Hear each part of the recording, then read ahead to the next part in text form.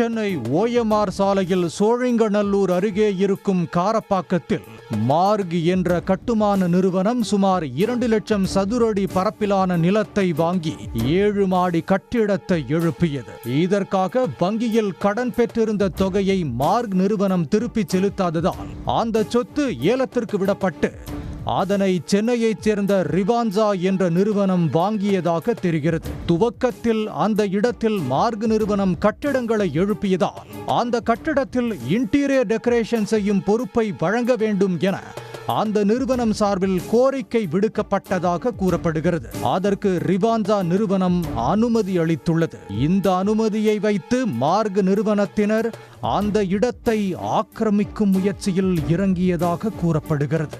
மேலும் ரிவான்சா நிறுவனத்தினர் அந்த நிலத்திற்குள் நுழைவதையும் மார்க் நிறுவனத்தினர் தடுத்ததாக தெரிகிறது.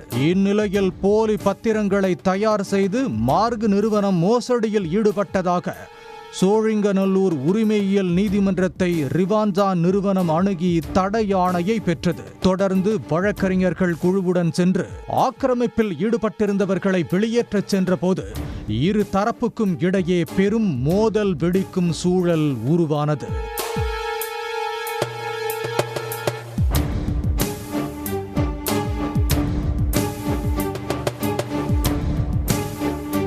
தகவல் அறிந்து சென்ற தாம்பரம் மாநகர காவல்துறையினர் இரு தரப்பினரையும் அழைத்து பேசி நீதிமன்ற உத்தரவுப்படி இருவரும் நடந்து கொள்ள வேண்டும் என எச்சரித்துள்ளனர். மேலும் வன்முறை ஏதும் நிகழாமல் இருக்க இரு தரப்பையும் சமரசம் செய்த போலீசார் சட்டப்பூர்வ நடவடிக்கை எடுக்கும் பணியிலும் ஈடுபட்டுள்ளனர்.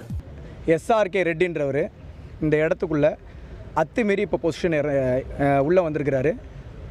கோர்ட் ஆர்டர்ஸ் நமக்கு ஃபேவராக இருக்கும்போது 40க்கும் மேற்பட்ட நபர்களை இந்த பில்டிங்குள்ளே இறக்கி இதை முறையாக பேங்க் ஆக்ஷனில் இந்த லேண்டை பர்ச்சேஸ் பண்ணவரை கொலை மிரட்டல் விடுத்து ரவுடிங்கில் வச்சு மிரட்டி அரசியல் பின்புலத்தை வச்சு மிரட்டி அவருக்கு இந்த இடம் சொந்தமே இல்லாத மாதிரி போலியான ஆவணங்களில் சித்தரித்து அந்த ஆவணங்கள் மூலமாக கோர்ட்டில் போய் ஒரு ஆர்டர் வாங்கி அந்த ஆர்டரை வச்சு நான் உள்ளே வரேன்னு சொல்லி காவல்துறை நீதிமன்றம் அத்தனை பேரையும் ஏமாற்றி இந்த பொசிஷனில் கிட்டத்தட்ட 1 மாத காலம் மேலே இந்த பொசிஷனில் இருக்கிறாங்க.